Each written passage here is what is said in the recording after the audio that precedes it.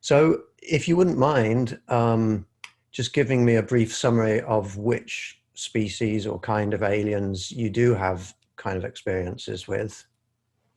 The ones that it seemed like there was two kinds. The grays seemed like the minions or servants to, um, and they were, I want to say 36 inches to maybe 40 inches, about 3.5 feet, give or take. And the masters of them all were more of a pinkish with the almond eyes, and they were about must have been about 7 feet, much taller. Can you tell me about the first experience you remember having with any type of alien? When I was younger, it's more vague when I was younger.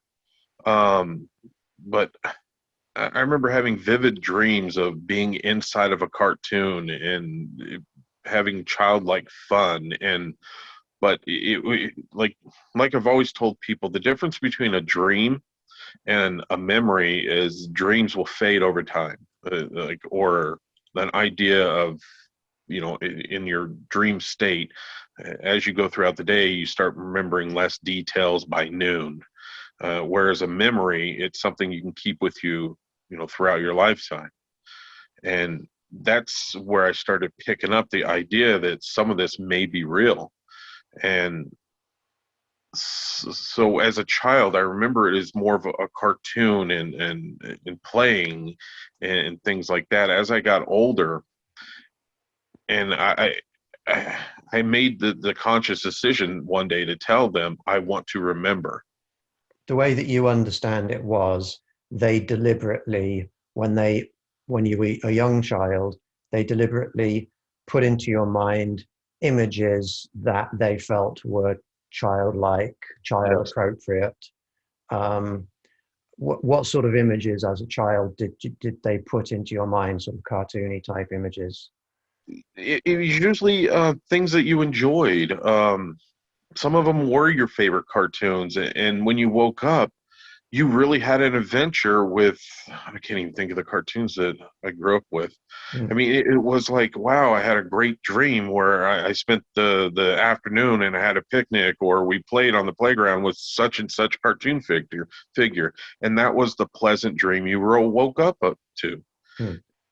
And I remember going to sleep because every night I went to go to sleep, I would be afraid. And you have that sense that someone's in your room. You pull the covers, and all of a sudden you wake up in the middle of the night and nothing's there. Mm. And when I started remembering, I remember seeing people run around underneath my window seal. You just see the tops of their heads. You hear clicking in the background or whispers.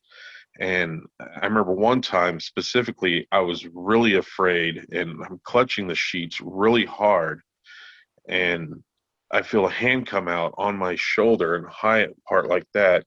And I hear in my mind, what can we do to make you not afraid? And I mean, and it was just such a very vivid voice, almost like not like Rod Sterling, but oh God, Fred Astaire maybe, just Mm. a real predominant alpha male voice, calm. And Can you remember what sort of age you were when you had that particular experience? the was that 2116 Van Ness Drive. We were there, uh, seventh, eighth grade, so Mm. anywhere from 11 to 12, Okay. somewhere in that preteens. And Okay. then after that, they said the memories started coming in more and more, and I started understanding them a lot better than just, oh, what does this mean? What does that mean? I didn't see owls or animals anymore. It was clearly there was a person there. There was somebody standing in the corner waiting for me to go to sleep.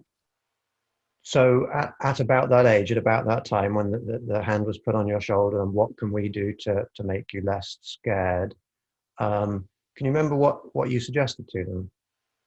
That's when I started thinking that I just I want to know. I need more truth. I need more information. You know, I want to see the man behind the curtain kind of thing, and to help me understand what is going on. I need more information. You then start to see them for what they actually look like. These are the Well, 3.5 foot tall ones. oh no, no, that was that one was one of the pinkish looking ones. That was one of the main ones in my room.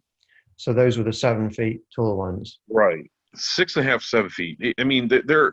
I'm trying to judge this from now and when I was like Okay. 14, when I was actually standing next to one, and So they're like they a tall, skinny adult in height. right and bald. They have the almond shaped eyes, but they're not sunk back. Okay. They do have where our whites are. It is darkened, but you can actually, if you look close enough, see a huge enough iris about the size of a $half or maybe an Ike, a full dollar. They're pretty good size. You can actually see the iris, the pupil retracting and opening up, just like ours do. Um, Again, they have the slits for the noses. It's just not predominant. I mean, maybe it's just like a bump. It just bumps down. They have lips. They're I don't want to say they're like teeth, but um, you ever seen Oscar fish where they have kind of like a bone right here on Mm. both top and bottom? So they have some kind of, I don't know if it's the lower mandible or part of, or if it's actual. I mean, I never put my finger in the mouth. Yeah, I can see it, but I mean, I can see age lines around the corner of the mouth and around the eyes. You can actually discern the age of some of them around the way their skin wrinkles and tags. But like I said, their skin is not like ours where you can see pores and stuff on it. It's more like a seal skin, like a smooth leather of like a shark or something like that, real smooth like that. Okay. Um, And but it's like a pinkish those white, those irises, they are black. What color are the irises? dark. I didn't. I mean, they still scare you, so I didn't like. Okay. And you could tell they were sort of dollar coin size. Yeah, Could you discern any white around the outside of the iris? no. Okay.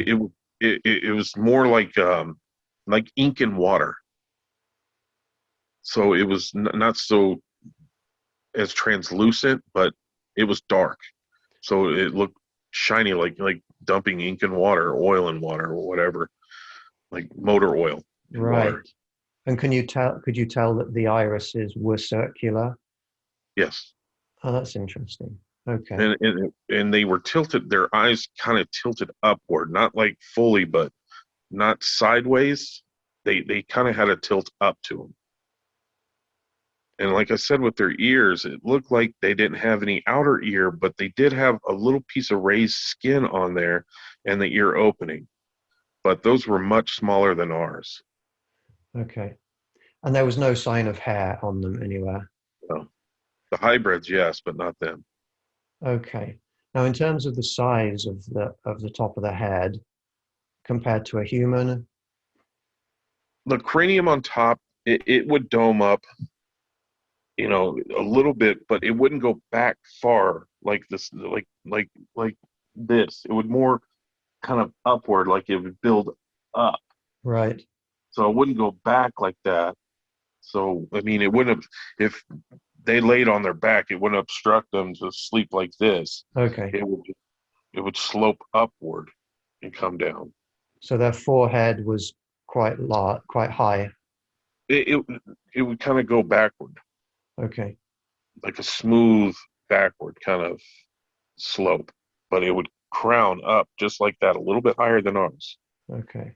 And in terms of their sort of like their shoulder width, they're narrower than humans. Much narrower. I'd say less than 29 inches. Okay. Easily bones, skinny bones, like an anorexic patient. Okay. You could no real muscle tone. I mean, you could see that they did have some type of muscular strength, but it wasn't. It was all just pressed down to the bone, Mm. and it's like even their clavicles and the way that they're put together was all kind of compressed inward to where it was everything was like if they stood sideways and actually lined up their shoulders, they could hide behind a pole and you wouldn't see them, but their Wow. head Mm. And their necks? really skinny. You could see the trachea very well in the esophagus. You could see the muscles in their neck, but other than that, it was just like a straight bar. I want to say 6, 7 inches. Okay. So a tall neck, Yes. a tall, skinny neck, and their jaw, did their chin protrude very far, or was that very No, narrow? it was up close and just wrapped. It Okay. And just was the jaw sort of pointed, triangular, or sort of the same sort of shape, more rounded? it did come down slightly, like a female's, so it wasn't squared off like most males are. Okay. But yeah, it was not. It didn't come extra far down or anything like that. It could follow like the normal symmetry of any other regular, but there was Okay. no divot, like I said, in the lips and everything. Those were like our lips, how we have the collagen and everything. Theirs was none. It was just a mouth, an opening. So no lips. Okay. No real lips. Yeah, And how about their hands? very long and stringy. I don't know for certain, but they may have an extra knuckle than we do. And how many fingers? 5, Five fingers. Okay. 4 fingers and opposable thumb, Okay. But just long and narrow. long and narrow, and bony. Okay. No, and there are slight fingernails. Not as rough as ours, but more brittle and thinner. So there's like a protective cap, just barely. You said that they're like the masters of the grays. Right. Like I said, they're kind of pinkish white, like a powder soft pink. There's not, as far as you can tell, a name that you've heard anywhere out there that matches this particular being.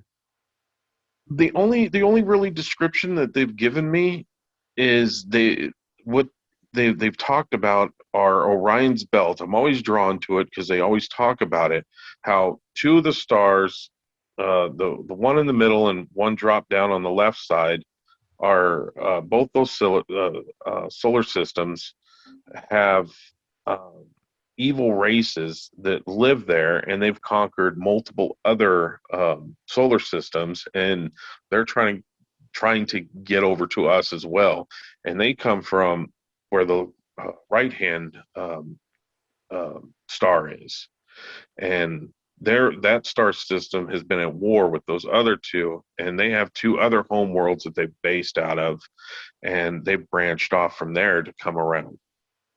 And I know that I'm always drawn to Orion's belt. Okay. It's been a big deal for me. So would it be appropriate for the rest of this video to refer to them as the pinkish white Orions? Yeah, I guess. Okay. If that's comfortable for you. Do they have gender, or do you feel like they have gender? I think it's not as simple as it is on Earth, one or two. I think it's much more difficult than that. And I don't know if you can exactly classify it as a gender. I mean, But they don't. They're not obviously male or obviously female. that kind of thing, right? Now, do those tall pinkish white ones? Do they speak verbally, or is it all telepathic? It's all telepathic. Okay. Have you ever seen the jaw itself actually moving? No, Does the, so it might actually be frozen in place. It might actually be fused, the bone there. it's possible, but without me actually seeing it. I mean, I've seen the slit in their mouth open, and I've seen it close. So I don't know if it's the skin they move, Okay. Right. or if it's jaw themselves. So, I mean, And in terms of clothing, what do those tall pinkish white ones usually wear? it's same thing. It's like a thin, almost a lycra material. And it looks like they're almost nude running around, but it's not. They have a very thin protective, and it redistributes their heat and their cold and all that. So it's like climate control and everything. It's like Okay. a wonder fabric. Does it have any features other than just covering them? Does it have pockets or seams or No, not that I'm more, hollows? Okay. not that I've paid attention to. Whenever I know they're around, um, because sometimes they'll just sit and wait for you to go to sleep, and you get that sense that, I mean, you do it long enough, and I will start to, oh, so you guys are here. Okay, let me go to sleep before. Or it's really weird. Like I always go to sleep around 1, 2, sometimes even 3 o'clock in the morning. And when I start getting tired around 9:30 at night, I know something's coming. And it's them trying to get me to go to bed.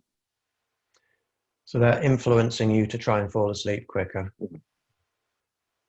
Can you continue with the story from that sort of age? You're at this stage, you're not seeing the smaller ones. You're not seeing the greys yet. Is that correct? Oh no, they normally come and get you. Those are the ones who come and get you normally. And on that particular night that he was standing in the corner and grabbed me, I do remember seeing them running around my window because we had a RV parking right outside my window and my brother's window, and our bedrooms were right next to each other. And I remember seeing just the tops of the Greys' heads bouncing around, and I could hear like children laughing. This is, I don't know, it's weird. And I remember covering up, and I do remember a bright light outside of there. And I know we had no floodlights out there or anything. And as soon as I covered up with the blanket, I remember it getting ripped off of me. And that's when he reached out the hand and told me that, what can I do to make you not scared? Have you seen the video of Skinny Bob? No. If I were to pull that up, it might take me a minute just to grab that, but I would like to share that with you and have you tell me, is this what you understand to be a gray?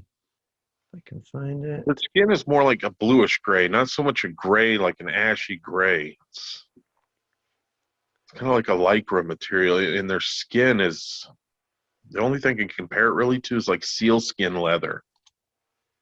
Okay, I've seen him, yeah. No, the head is a little bit larger than like extends backwards too far from what I remember. Um, the arms being dangly like that do look familiar. The outfit doesn't match up. It's more of a skin tight, um, kind of like a porous outfit that you couldn't discern if it was skin or if it was an actual outfit without touching it. And it was Okay. long sleeve. It would go down to like where cuffs would go down to. And the eyes were more predominant. The brow wasn't such predominant. It was more closer in and mesh and flush with the face, and the nose wouldn't protrude as much. It would be a bump there with slits, but not so much of not discerning as much. Okay. So this to you is a distinctly different species that we're looking Yeah. at here. From what I And understand, about 3 or 4 different types of grays. okay. And so you think this might be a type of gray? I think it's one of the actual sentient ones, not non-mechanical. Again, they would have just bulbous heads, um, not like a light bulb, but just kind of big, Yeah. just not back like that. Like the skinny bob. It Not, wasn't yeah, back. okay. It was Not as just big as Skinny Bob. right, just big, Okay. and the eyes. not a predominant brow like Skinny Bob. The eyes were sunk back, but theirs were more elongated, not tilted. And they're the ones that had the more animatronic feel about them. I mean, they didn't really talk. They didn't. You couldn't ask them questions. They would just work. They just whatever they're doing, that's what they do. And it was the taller ones that would control them and tell them what to do. And you couldn't hear, yeah, you couldn't hear what they were telling them what to do. If they were directing a question at you, that's when you heard them. Or if they're directing their question at another human, that's you couldn't hear that. So you feel that the greys are not themselves sentient or conscious. They're just more sort of like machines, biological machines that work on behalf of the, yeah. Or some type of slave being. Okay. Did you ever receive any communication from a grey? Did they ever look you in the No, eye? And doesn't so there wasn't telepathy between you and no, the grey? no. It was always just grabbing your hand or pushing you this way, or like helping you take your shirt off or put your shoes on, things like that. Never. Hey, let me come here. You need to sit here. None of that. Just they just Okay. push and pull and And in terms of the facial features, they matched the taller ones, but I guess just smaller proportions. yeah. They didn't have the irises though, and that was the big distinct difference. But other than that, the non-predominant brow, the small discerning bump for a nose, and the round opening for a mouth, and the almost absent of an ear. Same. That was all the same. The opening of the mouth is round. Well, no, not round like that, but Okay. oblong to where it was, not it wasn't just like a slit, but you could see there was a corner, Okay. like a beveled edge And in there. the color of their skin. It's like a bluish gray. It's almost like I don't want to say iridescent, but it had that that leathery skin look to it. But yeah, it's like a dark bluish gray. Not so much gray, but had a bluish tint to it. And did you feel that it was the same sort of texture as the taller alien skins? More rubbery. Like, I mean, still like that type of seal skin where it's non-porous, but more rubbery. Okay. And they also had narrow shoulders, tall, thin neck. Did they also have 5 fingers? As far as I remember, I don't know if I really paid attention. They Okay. might have even had gloves where they had two bigger fingers and one thumb, which were gloves at one point. But other than that, I really didn't pay attention. And they were also wearing like skin tight kind Skin of tight. lycra. So an experience would start with sometimes you're feeling tired, like you want to go to sleep. Right. So like even not it's not just me. My whole house would start feeling really tired around, like I said, 9:30 when our house is usually up and moving for a while. And so we're all one after the other, we're just like, wow, I'm really tired. All of a sudden I'm gonna go to bed. And then for some reason we all wake up around 3:12, after 3, around that time. And just like wide awake, like just boom, out of hypnosis, kind of wide awake. And you're like, that's really weird. And then sometimes we'll bump into each other, sometimes we'll roll over and try to go back to sleep. Um, and not until like the next day you won't start noticing things. You're like, oh God, my wrist hurts, or where did I get these bruises? Like my wife is one of the biggest components of it. She'll kick and scream. She does it every time, and she wakes up and she'll have bruised handprints on her ankle every time Mm. because they pull her out of bed.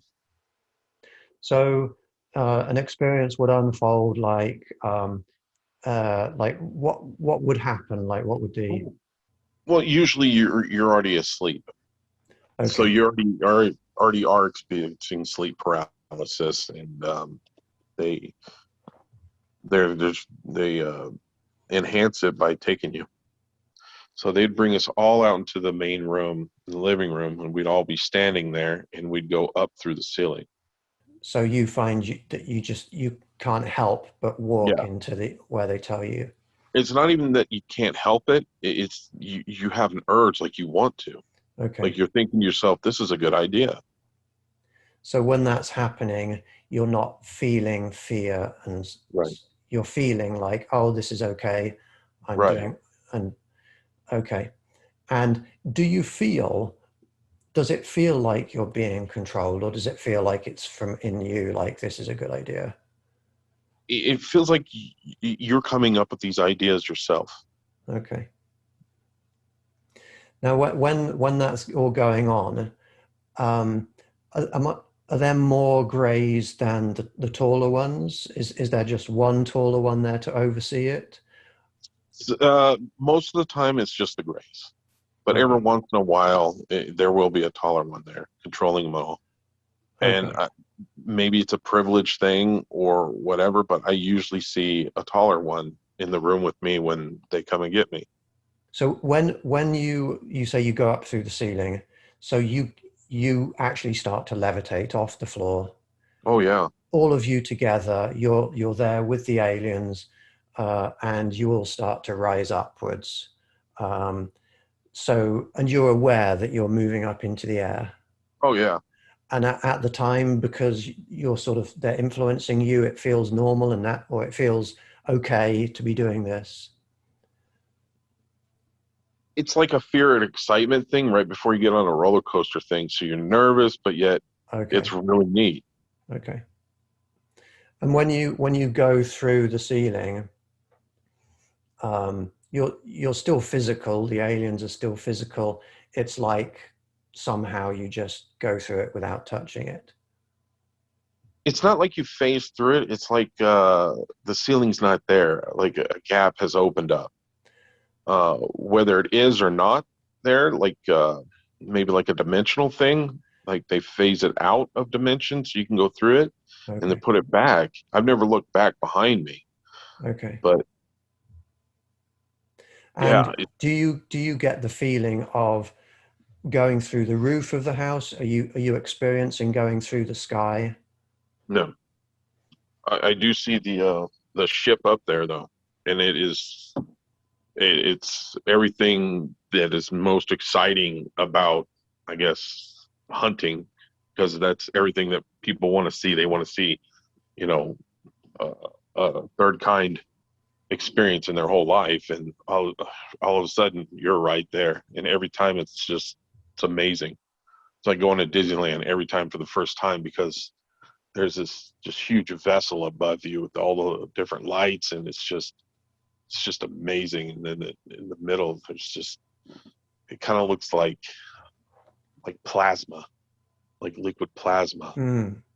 and all of a So are you sudden you're right describing there. there the transport ship? Yeah, The transport ship is huge and it's circular. yeah. It was as big as it would stretch over our pool and over the apartment building and almost over to the next apartment building. So I mean, it was a good 300 feet in diameter. It was huge, And it's literally right above your house, your home. a couple 100 feet above it, above the roof. Okay. And do you, when you're going up towards it, are you aiming for a specific entrance or you just sort of go up into it, phase through The it? the lights get really bright and blinding, and Mm. then all of a sudden, it's kind of like you just boom, you're on the platform. So you're laying on your back as you're coming up, and then like when you're at the top of an escalator and you just kind of get thrown forward. That's what it's like, and then all of a sudden you're on your feet. Okay. It's the strangest feeling, but I don't know if you materialize or what it is, but when you actually, from the time of being outside the ship to coming inside the ship, it's like you're sitting on a whole chair and it just kind of pushes you forward to where you land on your feet again. Okay. And it's like an odd feeling, like you're sitting on a barber's chair the whole time, and it just kind of throws you back on your feet. I'm trying to remember, maybe it's that night, I don't know. But my earliest memory after that was being in the pens with other people, and it's kind of like a bluish light that you see everywhere, and the walls are usually and that's where the light's coming from, the walls. So like the walls right here and stuff are white. Well, that's where the light is just emanating from. There's no Okay. actual light bulb.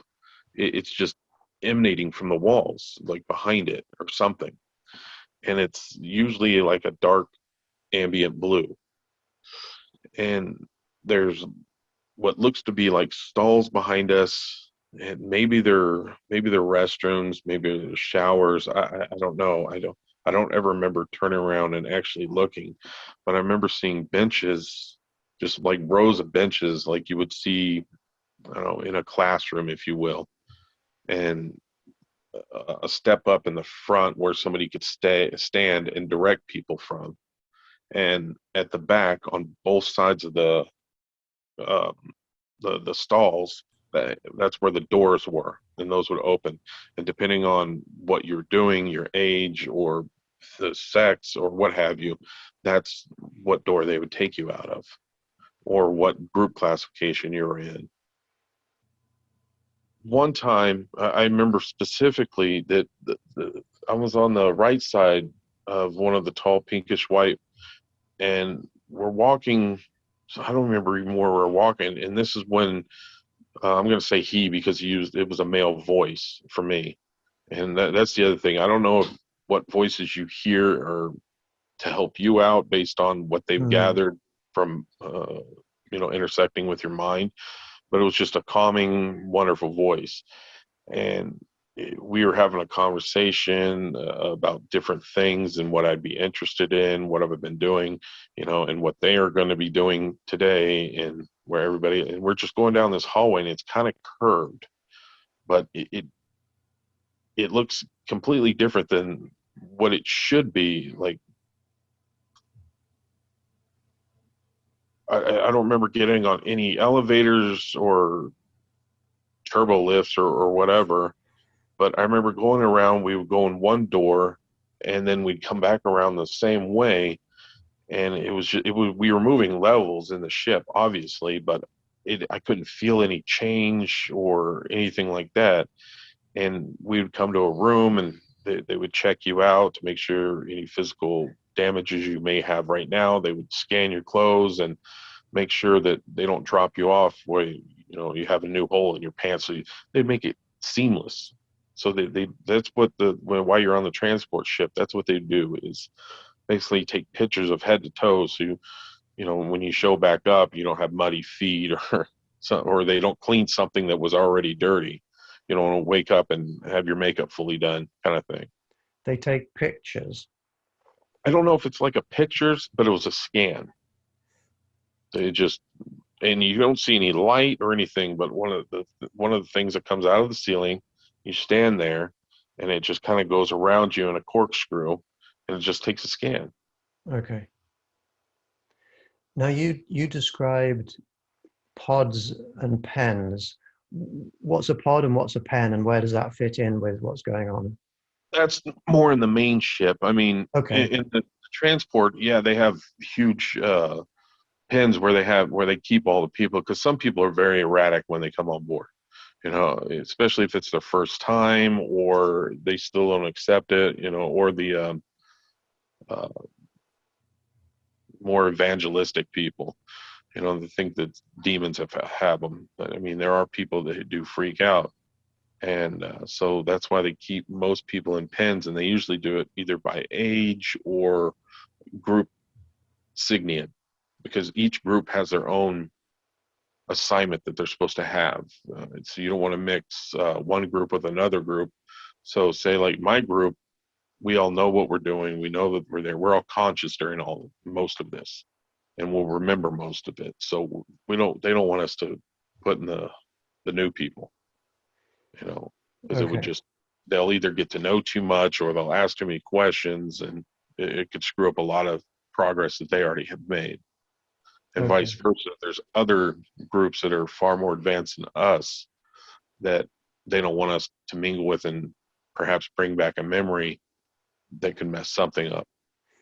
So the transport ship, when it approaches, do you call it a mothership?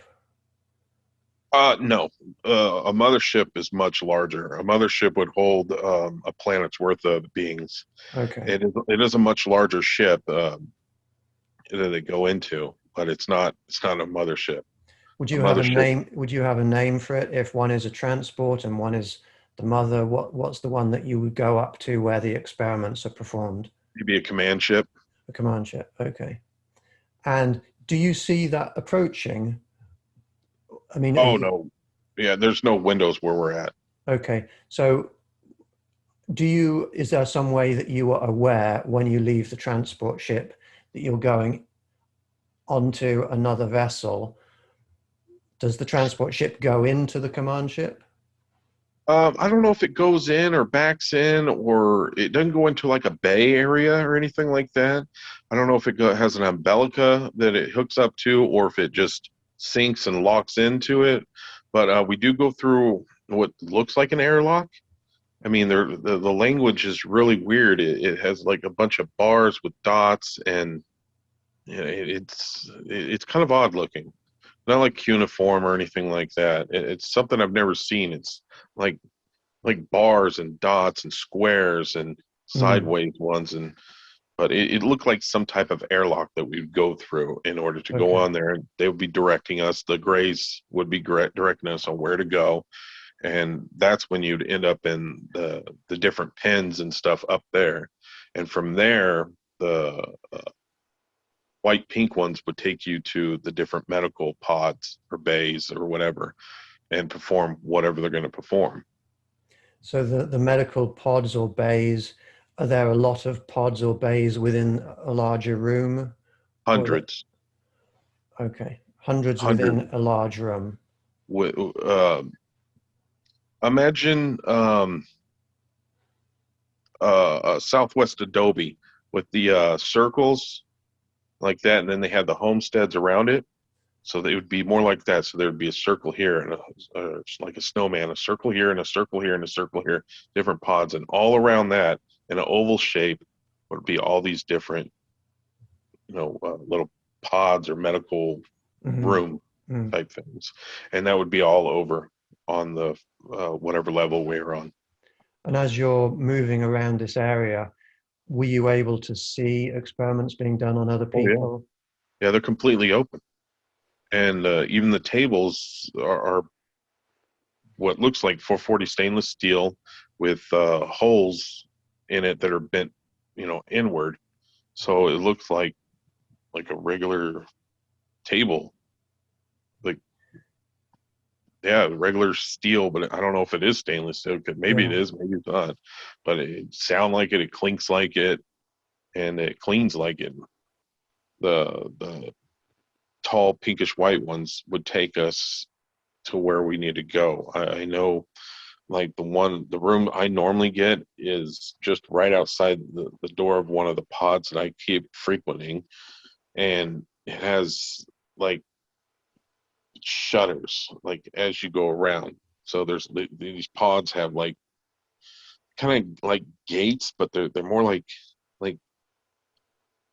roll down shutters like you'd find in a shop or something like that, and you can see through them. They're slatted, and then a table would consist of a little lip on it, just enough to goes halfway up your foot. You step on it, put your back, and then they rotate you backwards. Or sometimes they just keep you at a relaxed distance, and they'll interview you and talk to you, see, depending on what the experiment or what the details are. And in the back, there's a table and there's cabinets. I think they're usually clear with stuff in them, tools and whatnot. And up at top, you have this thing that will come down, and it's mechanical, and then there's lights and lasers and cuttings and a whole bunch of other stuff on it as well. And there's no doors, so if you look out there, it just kind of rounds. It just goes around. When you're in the sort of the area where the medical pods or bays are, and you see other experiments going on, can you describe the type, some more about the type of experiments or the type of procedures you see happening to people? Like I've seen them detach arms, and they scrape from the inside of the marrow, or they pull out whole veins, and they pull them out and they'll replace it with some kind of synthetic vein, so they can study the actual walls and stuff and what is inside the walls of the inside of the vein. Things like that. They are the expression that they'll undo someone's testicle and see how long all the little strings are.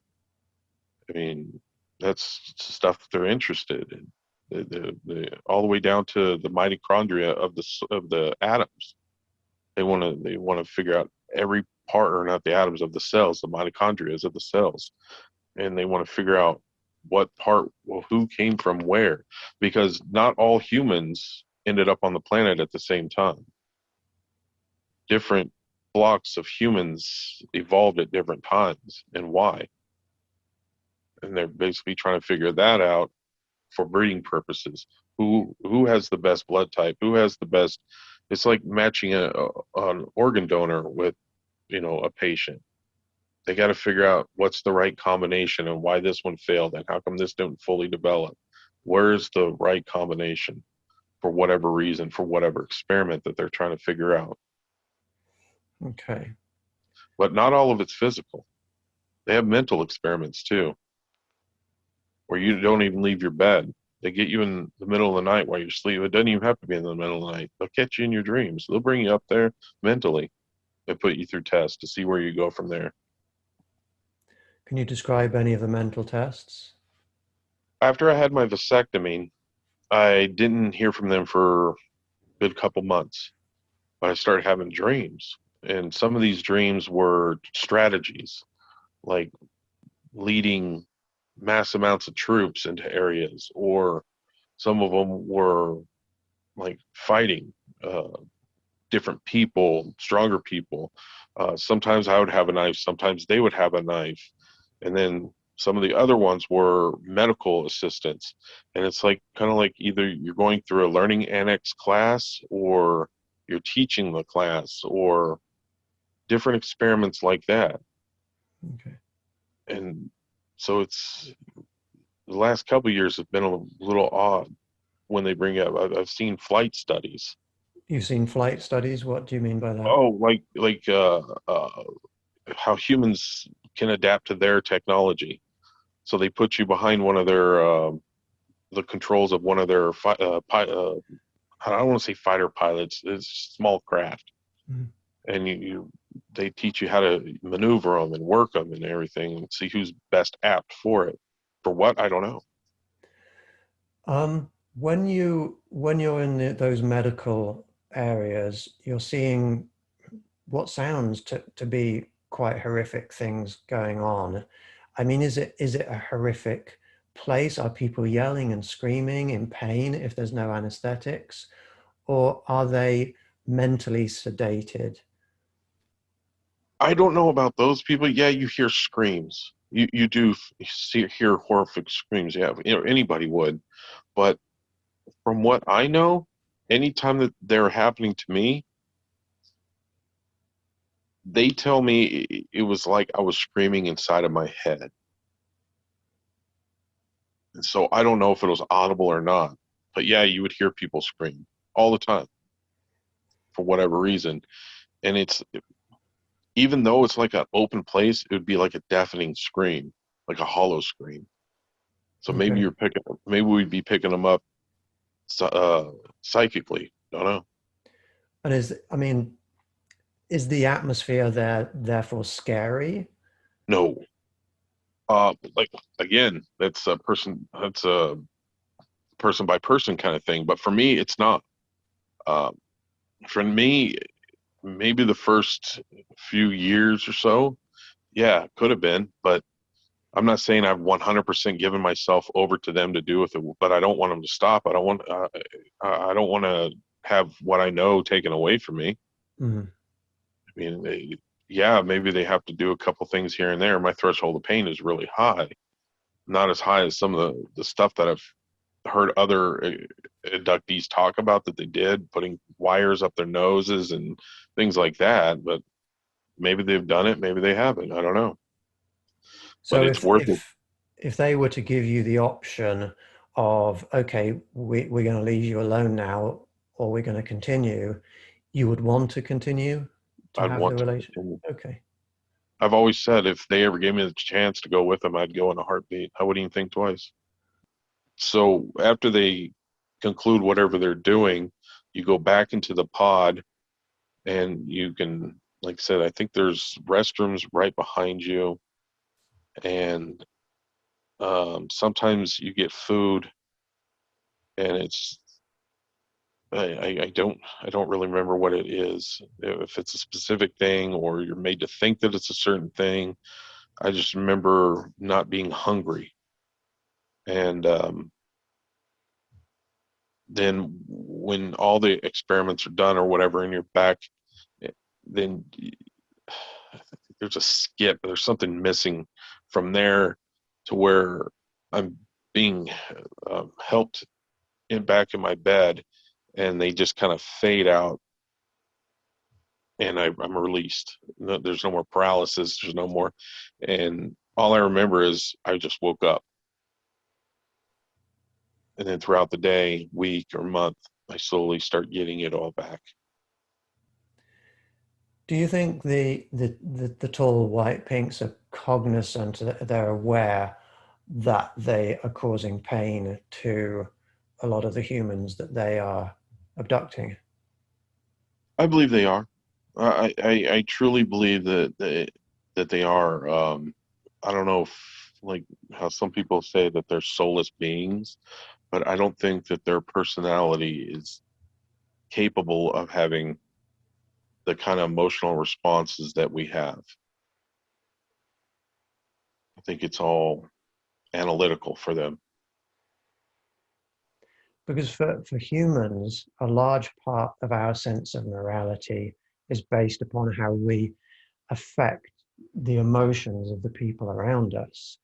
Do Right. you therefore feel like that the sense of morality of the tall white pinks is different from our sense of morality? I think the Egyptians had a great way to explain it because they said that the body's mixed up of two things, the ba and the ka. The ba being the personality and the ka being, the soul. I just think they're lacking the ba part of it. They just it's like a personality. I mean, yeah, they probably have leisure time or yeah, they have whatever else they do outside of uh, 11 or 18-hour days or whatever they put in. And whatever that is just either something they do, but I don't think it's like how we feel. Mm. It might be like a necessary, like, okay, on this day I have to wash all my uniforms and I have to, you know, clean up my chambers or something like that. They do it not only out of a sense of pride, but they do it because they have to, Mm. or it's like a rule. But I don't think they have a sense of doing it because it looks good and it makes them feel better kind of thing. I don't think it's that deep. So in your mind, these beings, they're not this particular species. They're not a bad species. They they will take away your pain if they can. They, they always put you back. Um, and would you say that they care about you? They care about you as Jay Leno would care about one of his cars or motorcycles. I would say it that much. Okay, there is some level. Okay. Have you ever seen anything that looks like a control room for actually like a bridge for steering or flying the craft? In the main one I have that they bring No. us up, Okay. and it has there was a huge window. I mean, it was just I mean, very very long and wide, and these walls like glowed a white, like a hyper white, but not blinding to where it hurt your eyes. It was just everything was the ceiling, the floor, very white, and you would see, I don't know, consoles that were just kind of out of the ground, like they would come up and people would work at them. When they're done, it would go back and they'd go to another section, and that console would pop up.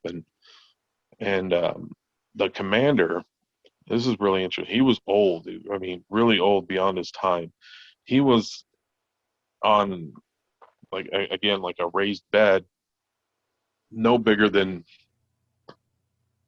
I don't know, 5 by 3, and it was. I remember it was like almost like a red velvet cushion, had a blanket, and the tall pinkish white one that, is my control agent or representative or however you want to put it, took me over to talk to him. And that's the person, or that's the being who explained a lot of the different stuff to me about how long they've been on the earth and what they do there, and about the Council of Nine and all this different. And I met with him a couple times, and he was dying, and they all knew he was dying, so his place was there on the bridge, and so he didn't really have his own quarters or what have you, and that's just where he was all the time. And I met with him, I want to say, maybe 3 times. Did you pick up any perception of where the command ships are? Have you gone into space at this time? Oh yeah, you're up there. And how, Um, how do you know that? when you do get on the command ship, like, I know when I went to the bridge, it was all space up there. Okay. There are holes, like I don't want to say portholes, but windows and different stuff in certain areas to where, yeah, you can view out there. Um, I don't want to say there wasn't like lounge areas where you go Yeah, and yeah. hang out, but yeah, different parts where they'd move you, you can look out, and there's clearly a window there. I'm curious to know because I've seen some people who remote view and they describe looking in through windows. What shape are the windows on the craft? Are they circular or? Well, like I said, the one on the bridge that I saw was from floor to ceiling, Hmm. and it was about, I want to say, 13, maybe 18 feet tall, and it expanded the whole thing. And this was rectangular, Rectangular? and Yeah. which could have either been an actual window or a large HD screen that they Mhm. project videos on. I don't know. I mean, the technology Hmm. is, could have And been you, higher up than I know. And but the little portholes on the sides, they were round. If I remember, they were round. But okay. it wasn't like a ship's porthole with the ring around and everything. It was just there, It was just just like embedded in there, and it wasn't thick. it was like you could see that there was a substance in the window like Right. glass. But Okay. but it wasn't like you put your finger on, or like an aquarium, you can put your finger on it and tell that that's only a couple millimeters thick. Okay. This one, wasn't expected, like, because I've even seen underwater aquariums that are at least, 4 to 6 inches thick. This wasn't thick; it's thin, but they're round. And about how many times, like estimate, do you feel that you have memories of going into like a command ship? I mean, are we talking maybe over your lifetime 10 times, 20 times, or do you think it's hundreds? Hundreds, Yeah. possibly more than that. We can figure probably since I was 5, I want to say. 6 or 7 times a month. Sometimes you get a longer break than that for 40, Mm. so 35 years. Can you remember anything specific that tall, older alien told you in those 2 or 3 times you talked to him? Uh, Specifically pertaining on what? Because it, it was more like a just a bull session. We went over a lot of things. I mean, all the way. I mean, would you like to talk about the Council of Nine? Would you Yeah. talk about their origins? Um, Anything that he, any information that he relayed to you. Do you want to start about their origins, if you know about that? Well, like I said, they always pointed to the right star of Orion's belt, and the two other stars are where two carnivorous species come from. That all they do is consume other planets, and they do want our planet as well. And they've the this species has branched off and made two other homeworlds to where they are based themselves out of, and they are part of a federation, if you will. And that federation, like Star Trek, I guess, is the best socialist way to put it, are all controlled by what they call as the Council of Nine. You have 9 species of aliens that control this council. You have, like the ones from Independence Day. Um, that has been some of our biggest advocates that have been helping us for the longest time. And why they portrayed them as evil is beyond me, and I don't get that. The healing ones that I guess Stephen Greer was talking about on Fifth Kind, they're part of it. The Nordics are part of it.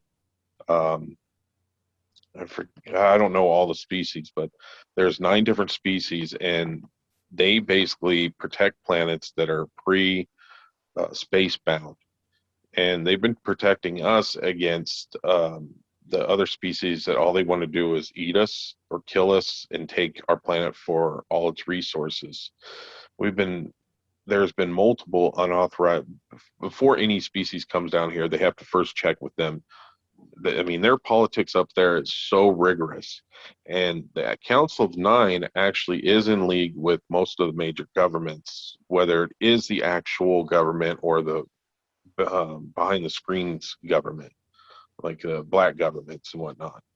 And that, like they say, they have terrestrial and non-terrestrial officers. Doesn't mean that they're ET or anything like that, but they might not be officers on this planet, might be officers up in space that are working with them as well. But they're all in league. There is a treaty that I think it wasn't Ike. Who the hell signed that treaty? I don't know. Whenever that treaty was signed at Edwards Air Force Base with the president, it was actually 2 or 3 races were there, and the other two were trying to promote hydrofusion opposed to nuclear fusion.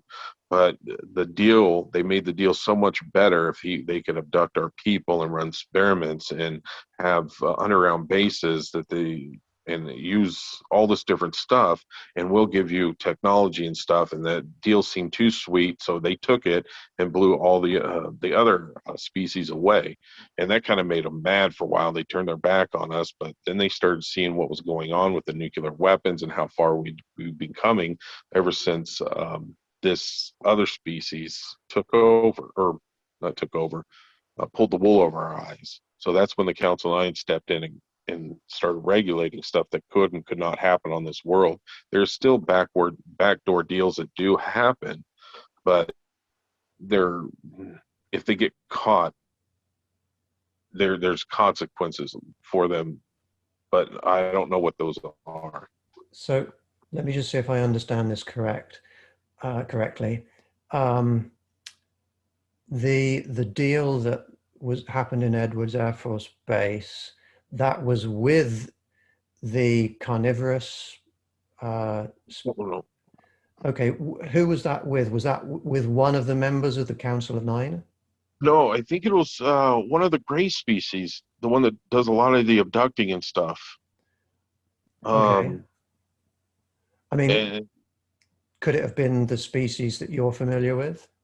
I don't think so because uh, from what I've heard, and this is unofficial, not from them. This is from what I've heard on programs and what I've read Okay. online and things like that. This species is not. It's not so much that they're harmful or anything. They just don't care. There's no empathy about them, Okay. and they've starting to give us less and less technology, but they're increasing their abductions more and more. And they're the kinds that just they don't block your memories or anything like that. It's just like the ones that got Travis Walton. He remembers everything, and it sounds bad. Okay. It's one of those types of ones that Okay. just don't care, So the Council of Nine realized that this is what was what had happened, and now they're trying to come in and regulate everything. regulate. So would you generally describe this Council of Nine as being benevolent or good or Yes, wise? Okay. uh, yeah. That they're from what I understand, they're the ones that do all the checks and balances. I mean, there are obviously species that are outside of them, but from what I hear, they're the only ones protecting us from other species coming down and just ravishing us. Mm. They've been around a long time, and it's really interesting too because I heard that Gene Roddenberry, who came up with all the '90s space exploration TV shows, was on the Warren Commission and was a reporter or recorder for a lot of these meetings that they had, and that's where he came up with the idea. I read that somewhere. So you think his creation of Star Trek and the Federation may have been somewhat based on the Council of Nine? Right. The tall white pinks, are they in the Council of Nine? I don't know for 100% if they are not, or if Okay. they are or are not. The ones that the he told me was that there's a healing race. There's the Nordics, or he said what we call the Nordics. He said that there's a such an advanced race that their technology is far beyond all of ours, and they rarely ever give any species even a second look, but they're on the council because they still are in corporeal form too. And there's also one of the races that have just like the ones in Independence Day. They're on there also. So you feel that though whoever created the Independence Day movie Aliens, they were definitely basing the appearance on those particular On ones. something, yeah. On something similar to that. Okay. Because Where did that God, knowledge come from? Is that something you were told? that was what I was told. But it was like I said, that they do telepathy, but they can also do image projections, and they pull stuff out of your own memory to show it or words. The old alien, did he tell you anything else other than that they're from that right star or that right stellar system of Orion? Well, just simple little things like you know, not the big warning about if we use up all our resources, but they did. They used up all their resources. They became more space bound, and they needed. Um, they overwhelmed their planets, and it's still inhabited, but not at the capacity it used to be. So that's why they sparred it off and made it two other home planets so that they because they're after they went spaceborne, they increased their populations by the multi millions, Yeah. which they is a good idea just to put your place on the mark to get you your. And that's why he was saying, go out and make babies and make people. You got to create and expand your race to put your fingerprint out in the space. And he said that's one of the reasons why they do the reproductive program is to get numbers. And one of the other, and I think I mentioned this last time too. One of the other crazy thing is about the hybrids is there's a program to where it's usually people that are fully conscious and they're higher up. When the hybrids are made and they are a beautiful mixture of both and they look like us, they have a control agent here on Earth, an abductee, contactee that goes to their or helps them set up an apartment, helps them get a job, and helps them acclimate into normal society, and checks in on them weekly or monthly, depending on what their stage of development is, and reports to um, their alien counterpart up there, and gives reports and stuff on how they do, and they're supposed to help them. And I think that's a neat little idea. Cool. I So, don't know why. Yeah, it just made me think of that. yeah. How do you know about the hybrid program of the tall white pinks? Oh, they're there. The ones that didn't make the cut, that don't look like humans, they're there. They're helping. They have to pull their weight just like everybody else. They get and a lot of the humans feel better around them, so they usually they'll still have the big eye. A lot of them will still have the big eyes, but they'll have the whites instead of the dark part. And this is a little sad too, and I don't know why they keep it. A lot of them will have like wispy hair, like when old people are starting to lose their hair, so it'll still be there, but it'll grow in clumps or it won't grow very well.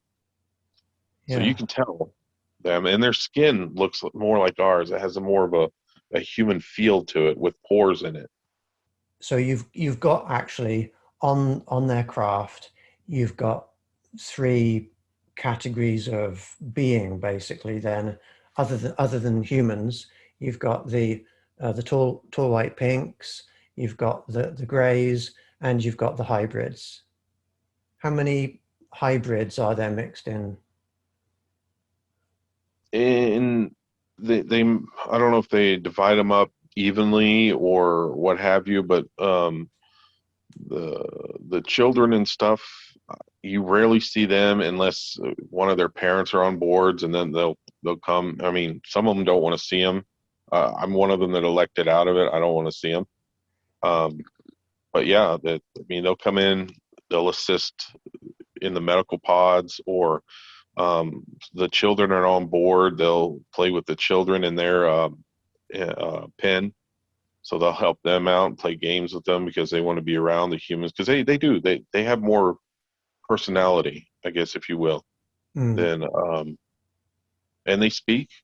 They don't use just their mind, but some of them have them telepathy, some of them don't. It's just all different. The hybrids are comparable in size and shape to humans. Some. Some are taller, some are shorter, some have more hair, some have less hair. It's like a genetics project that Dr. Monroe didn't perform correctly. I be honest with you, that's what we're talking about here, genetics. So there's a whole range of different sizes and shapes Right. of hybrid. Some have Um, shorter necks, some have the long, tall, skinny necks with skinny arms where no nut muscle um, tone is found. but they are all Products they of are all knowledgeable. They are all aware that they are hybrids, right, and they are in on the purposes of what's going on.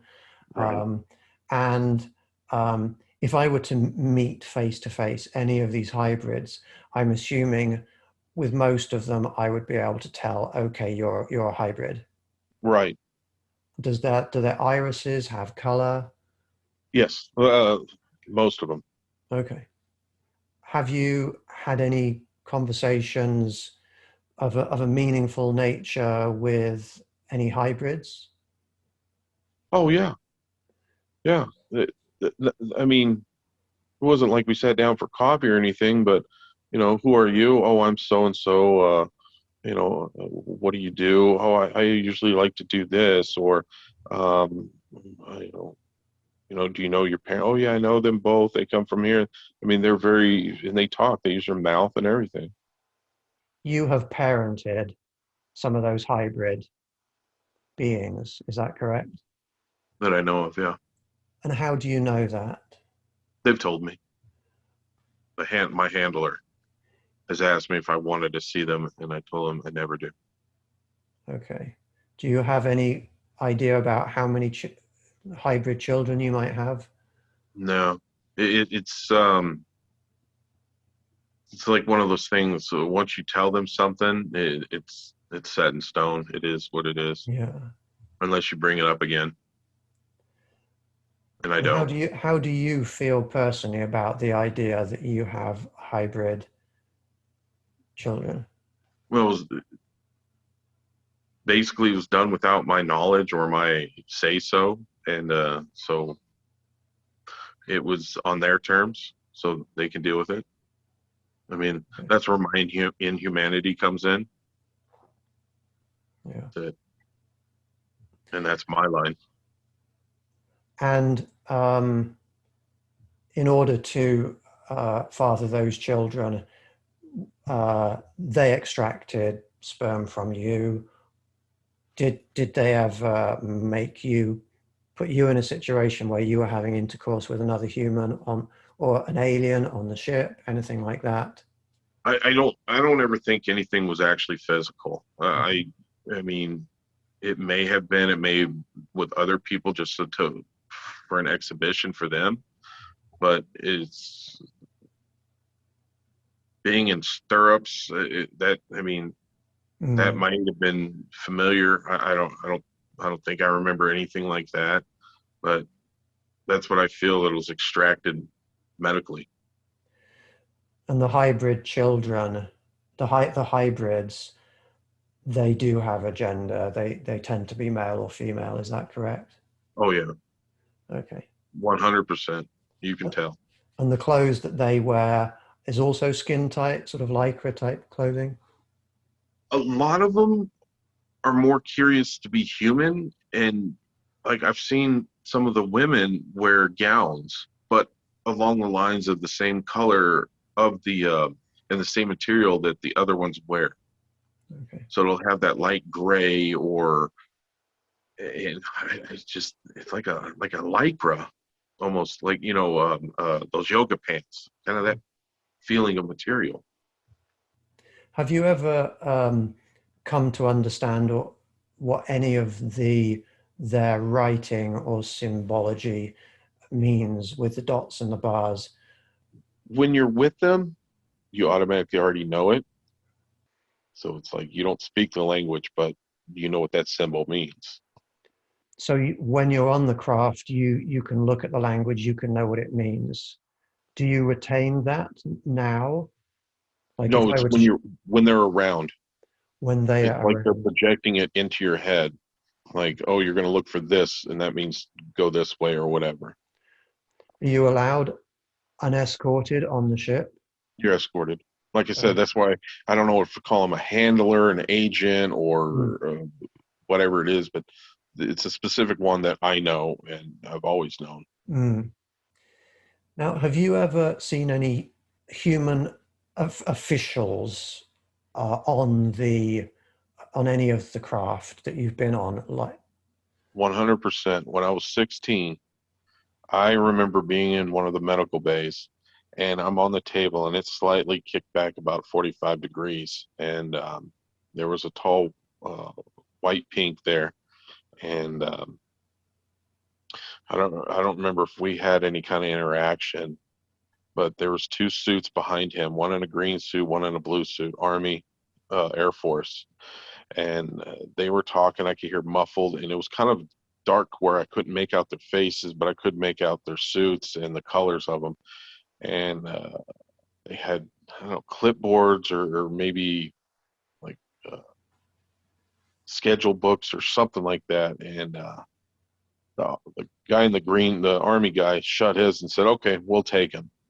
And I graduated early from high school, which I was a 2.5 student GPA, and I graduated with 3.79 to graduate early. And I went right to the military in the Army. No idea why. Never had any interest in it. so that experience where they said, "Yeah, we'll take him," that happened before you then went into the military. about 2 years. And so do you feel that you were Program, selected, programmed. you were programmed to go into the I, military? I believe And I was programmed. do you feel if you think about that, there was a purpose in you them selecting you to go into the military? Do you know what that purpose was? Do you think that anything in your military career has any relation to this at all? It's possible. I went in for infantry and I was airborne, so they threw me out of an airplane with a gun, and I learned how to proficiently shoot it well enough, um, yeah, very well. Um, and I got out September 9th, 2001. You do the math on that one. Yeah. So Hmm. I don't know. Really weird.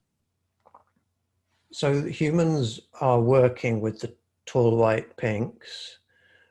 I mean, who's in charge? Do you think it's an agreement, a collaborative operation that's going on with all the experimentation?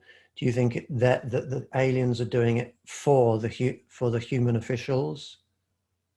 I think everybody has their own agenda at this point, and the way it turns out is who can poke who over time and see where the chips lie.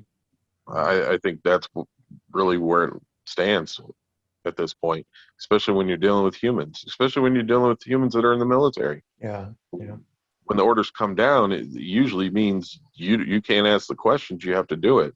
And yeah, the people giving the orders never put themselves in the way that they have to answer questions. So who knows? yeah. Do you get a sense for how many um, of the of this species there are in the vicinity of the Earth? Um, Probably 100 billion. 100 billion tall white pinks in the vicinity of the Earth. Probably. So they vastly outnumber even the humans. More likely. Wow. Not necessarily not necessarily in this area, but surrounding area. In the Not one solar to get. system. Yeah, in our solar within our solar system. Did you ever get told, or do you have an idea for why they remain hidden from the whole population generally? The only explanation I was ever given was this is the way they do things, and this is what they're told on how to do it, and that's the way they do it this way. They are So, told to do it this way. so what makes me think is through either the Council of Nine or the treaty that our governments signed with whoever, this is the way it has to be done. Have you ever considered just putting like a little camera in the corner of the room and seeing what happens uh, the next time you get abducted, whether you catch anything? I've considered it. Um, that they don't like to be filmed. Okay. Um, a lot of times that's why you'll see the cameras go out. They search for them first, and they'll blink them out or Okay. freeze them. And so your reason for not doing that would be, they wouldn't like it. You Right. know that they would stop it, and that might make them more suspicious of you or cautious of you or Yeah. Not suspicious or cautious. It's like a common respect, if you will. okay. If anybody watching this video, listening to what you're saying, is thinking, I think I'm being abducted by the same species, what would you say to them in order to help them understand or come to terms with their experiences? What would it take for them not to be afraid, and then ask them to know? You know, because once you take fear away from things, you can open up your mind to so much more. Do you have UFO encounters where you're just witnessing lights in the sky? Oh Uh, yeah, I live in Las Vegas. I think we catch them more often than a lot of people. I mean, I will see a glint in the sky and I'll look up at it, and then I go to clear my eyes, and boom, it's gone. Um, seen that. I've seen that all over. I've lived in probably 16 different cities, and I've hmm. always seen it. So, do you feel like you might have a mental or a spiritual or astral connection whereby you might be able to do a CE5 event and actually bring a craft in? I'm curious to find out. That's why I keep trying to make it to these outdoor events, but Ah, I so you yeah, haven't been to one yet? no, Well, I'm hoping to come back to Vegas in the summer. I hope you'll consider coming to one of my events. yeah. I was hoping to get out the last one, but it was a crazy month. Yeah, yeah. This is obviously really important part of your life. It's something you want to continue with. In your mind, do you have a goal or a purpose or an aspiration that you're building to? Yeah, I would love to go. I would like to see what's out there. What else is out there? I would, in a heartbeat. Like I said, if they dropped down right here and said I have 20 seconds to make a decision, I don't know what I'd do with the rest of the 15 seconds. Hi, I'm Laura, and I'm a professional artist, and I've had a lot of interesting experience, especially since I moved to Las Vegas about 30 years ago, dealing with extraterrestrials, reptilians, and the like, and I'm happy to share that with you. One of your early experiences was with you've described them as little grey beings. Could you describe those experiences for me? Yeah, when I moved to Vegas about 30 years ago, I immediately I was living in an apartment by myself because I had just restarted that part of my life when I moved here, and I started having a series of detailed dreams, which now I call them vision dreams. But in these dreams, I was seeing the little gray guys, and one of them was in my closet, and in this dream, maybe I was dreaming, maybe I wasn't, but I call it a dream, and I heard something and I said, "You can come out, you're safe, it's okay." And a little, little gray guy came out and he took my hand and we went to this place where there was this like big judge's pulpit or something like a courtroom almost, but it didn't seem like it was filled with a lot of people. But there was someone up where the judge's seat was, and I don't remember what they looked like, but I felt like I was being evaluated or scrutinized, like to evaluate the kind of person I am and what my talents were. And um, because I had moved to Vegas. It was almost like an acceptance type of thing, it felt like. And the little gray guy was sort of my pal or my advocate or my friend, right? So, and then that was done, and the little gray guy took me back. And I do remember hugging the little gray person, and of course, the little gray guy had the big almond eyes and almond shaped eyes, the dark eyes, and hugged me, and very, very peaceful, very loving little guy. He was shorter than me, and I'm only 5'3", so that he was like probably around 4 feet or something like that. And you're describing a typical grey, essentially, are you? Yeah, I mean, at the time, I didn't really know a lot about grays or anything. I didn't really know a lot about ETs at all, so that was pretty new back then. And but now I know a lot more about them. So But it felt like a comfortable experience, and you liked oh, the alien. Oh, he was very sweet. Yeah, he gave me a hug, and I don't remember him speaking to me so much, but for some reason we had good communication. Again, it was in a dream state kind of thing, so this was not an actual that I'm aware of thing where he came out of my closet and all of that. But it was one of those dreams where everything was very vivid and clear. So yeah, Okay. And do you interpret that as being more real than a typical dream? yes, definitely, definitely. Okay. Yeah, there are definitely different types of dreams, and so you have your typical dreams, which are just symbolism and layers of activity and everything to process the things in your life. And then there are dreams, which I call vision dreams, where I feel like I've actually interacted with somebody and there was something going on in another plane or dimension, and this was like that. Even though back then I would not have defined it that way, now I would. So yeah. Fantastic. Okay, can you tell us about the experience where you popped out of your body? The crop circle. That was a real surprise to me. I was laying down. I was not asleep. I was wide awake, but I was just, kind of relaxed. And this was early on when I was having the dreams about the grays and all of that when I first moved to Vegas and I was living alone in an apartment. And I all of a sudden just popped out of my body and I was floating above a field and I feel like it was in England. I've actually been to England. This was over a green field and it was at night. And it seemed like there was some sort of light or something like coming from something behind me. And so I was in my nightgown and I was kind of like parallel to the ground. Um, I'm not really good at measuring like height or thing, but I think I was about 20 or 30 feet up.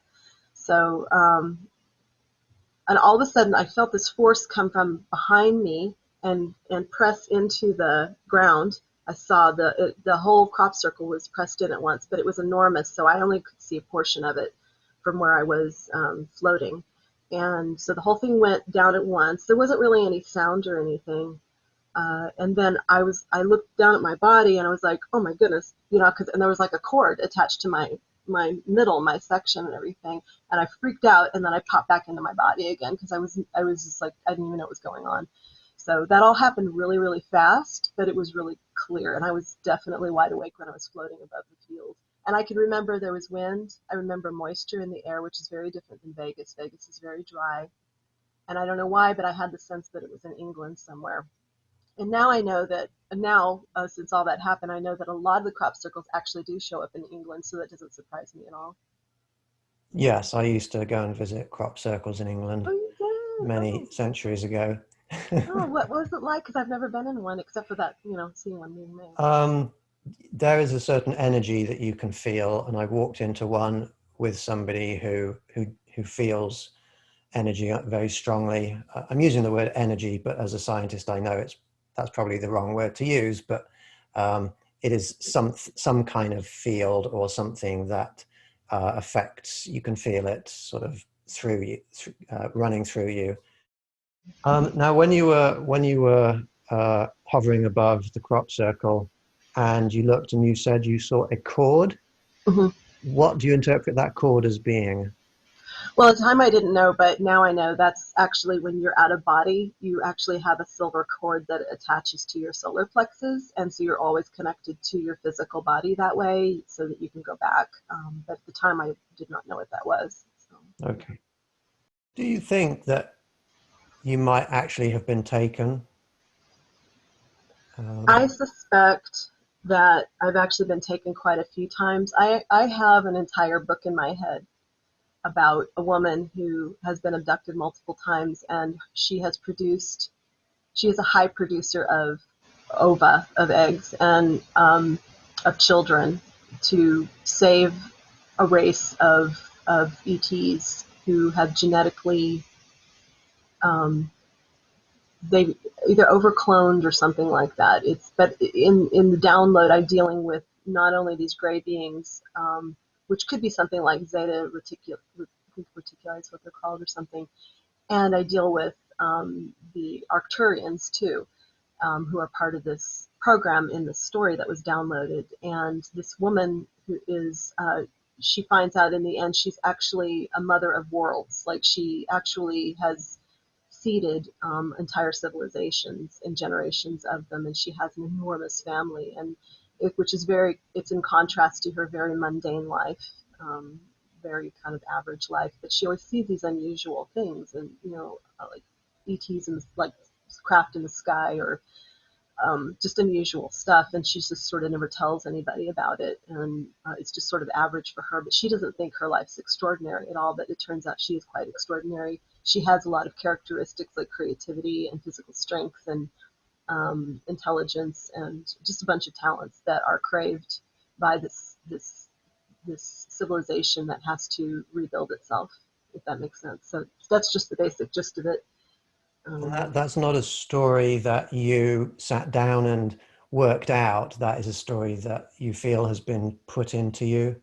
yes, it was downloaded, and I'm actually writing it now, parts of it as I remember, and it's a download. It's the whole concept, and I imagine there will be more downloads for that if this story is meant to be put out there. So, and I don't really know if that's me in the story, or if it's just I'm picking up on someone else's story, or what it is. But obviously, a lot of who I am is going to be in the story, so Yeah. because I have something to write about. But Okay.